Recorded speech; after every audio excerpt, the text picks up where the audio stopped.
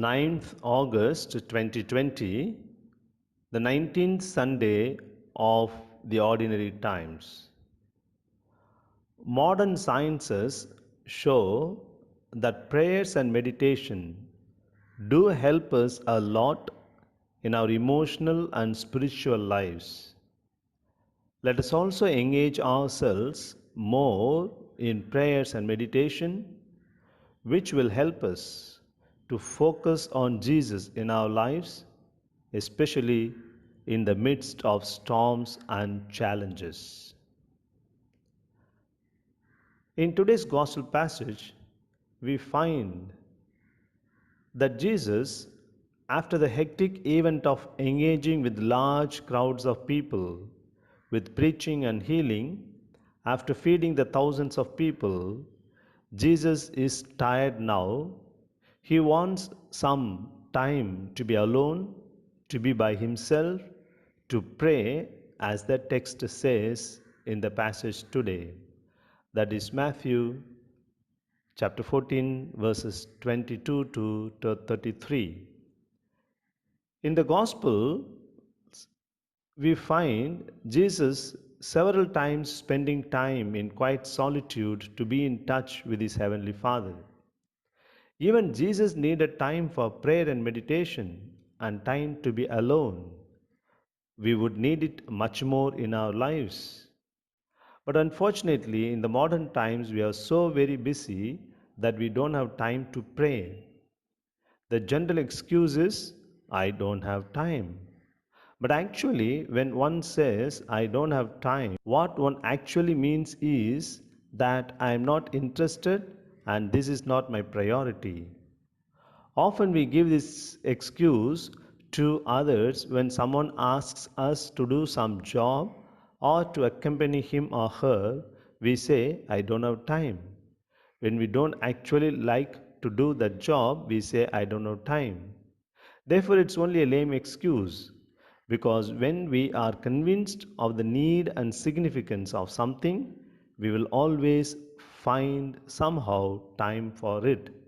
So when we say no time for prayers, very often it's only a lame excuse, because if we are really convinced of the need for prayer, we will surely somehow find time for it.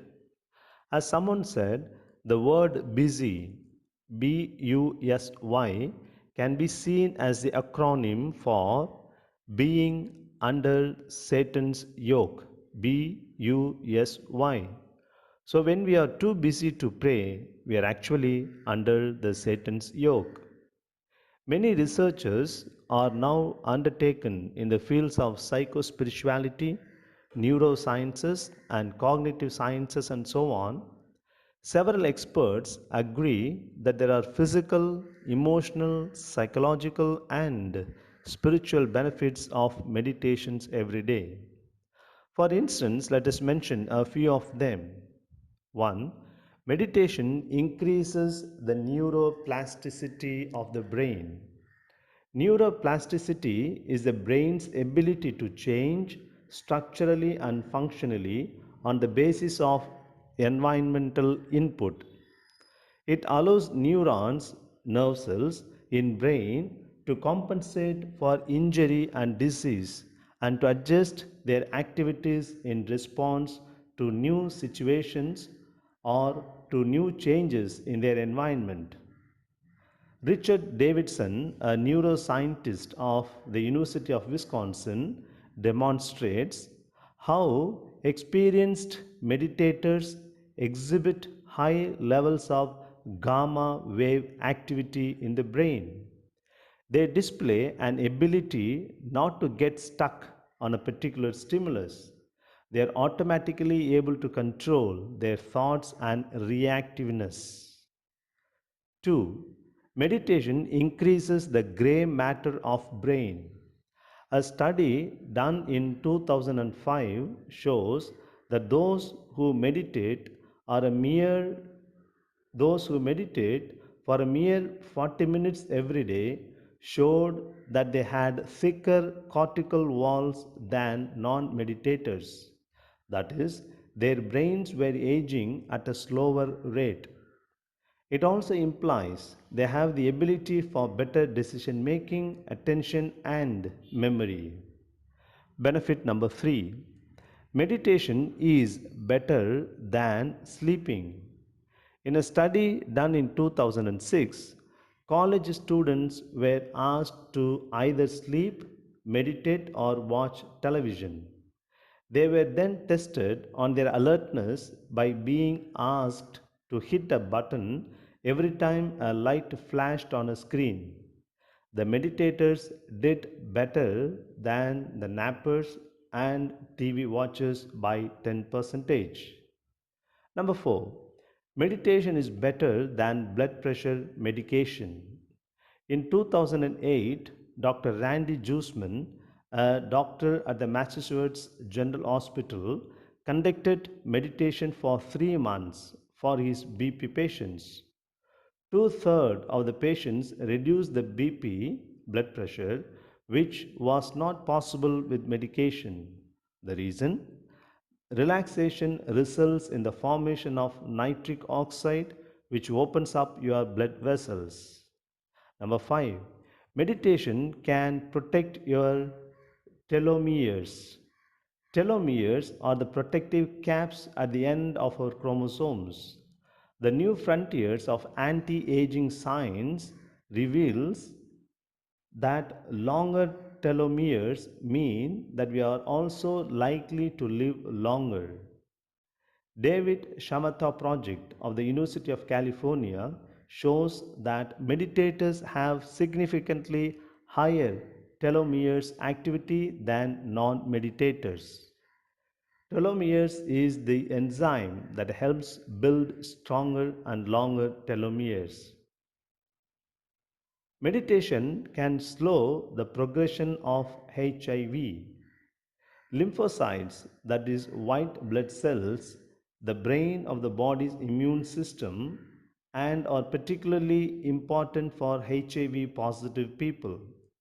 A 2008 study on HIV positive patients shows with an 8-week meditation course, patients showed no decline in lymphocyte content compared with non meditators. In fact, the lymphocytes levels actually went up with each meditation session. This particular result is still under examination. Finally, number 7, meditation increases its pain relieving properties.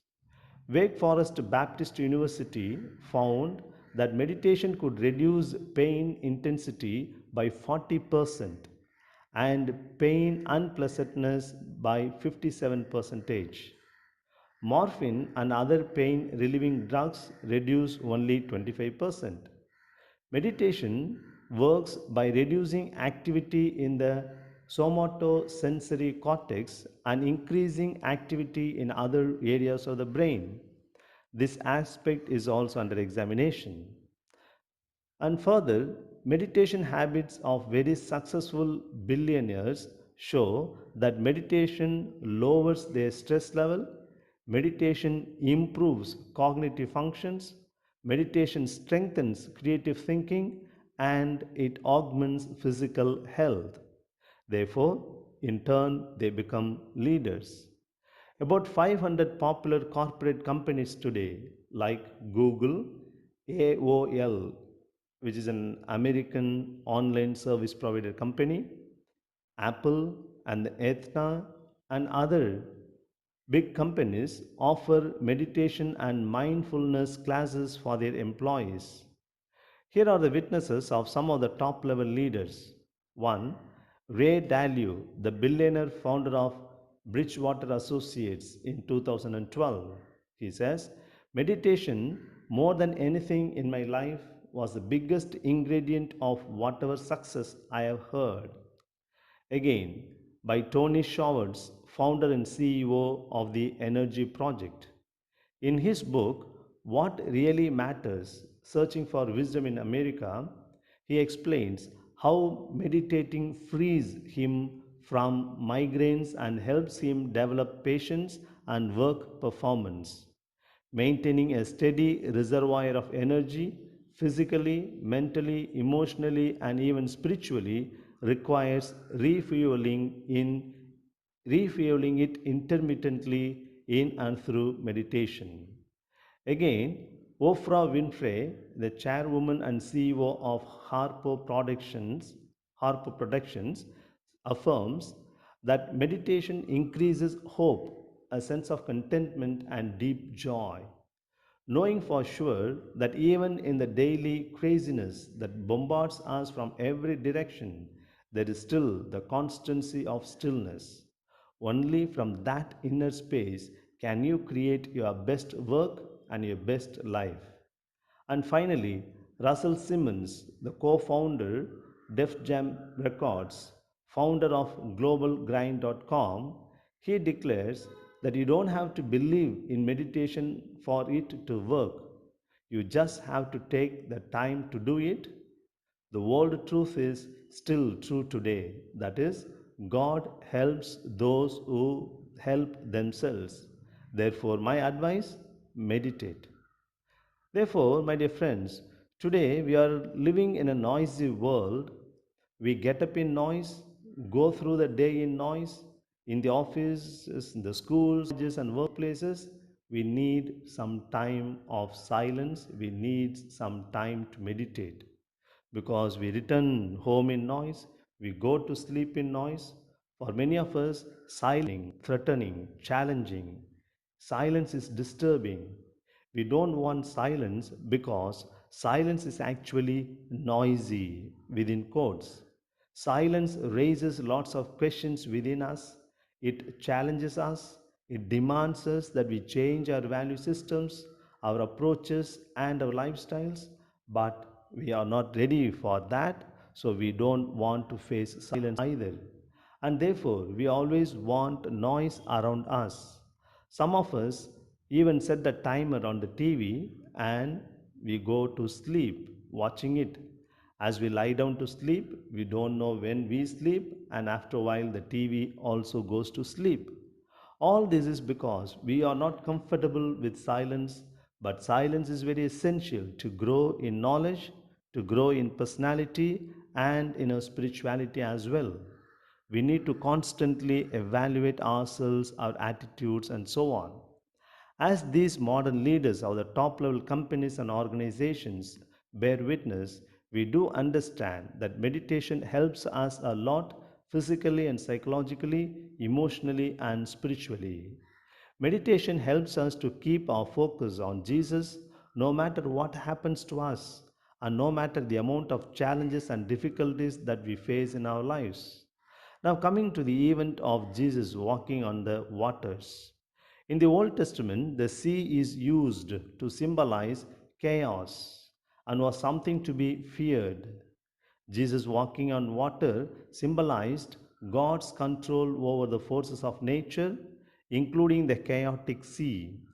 Believers should not be afraid of the chaotic elements of nature or life, but instead they should place their complete trust in God. Peter actually wants to check and prove whether it was in fact Jesus, not a ghost walking on the water. So he asks Jesus to enable him also to walk on the water. Jesus said, Peter also began walking, but after a while he took his eyes off Jesus and saw the raging waves and waters. He got frightened and began drowning. The Bible scholars say that the expressions like don't be afraid, don't have fear, be not afraid, etc., they are found 365 times in the Bible. It is as though God gives us this message every day, asking us not to be afraid. Today, we may be going through a storm right now in our lives where we are totally in the dark and can't see when that next obstacle, problem, or complication is going to hit us. We need to know that we are not alone. Jesus is right there, walking on water to reach us, to save us, as he did it to Peter. Let's not take our eyes off Jesus. We need to stay focused that He is there by our side, walking on water through our storm, with his arm stretched out, waiting for us to grab hold and trust him. Yes, in and through prayer and meditation, let us focus our eyes on Jesus and feel his constant accompaniment and gracious presence in our lives. Let us think about it today and the days to come. Thank you.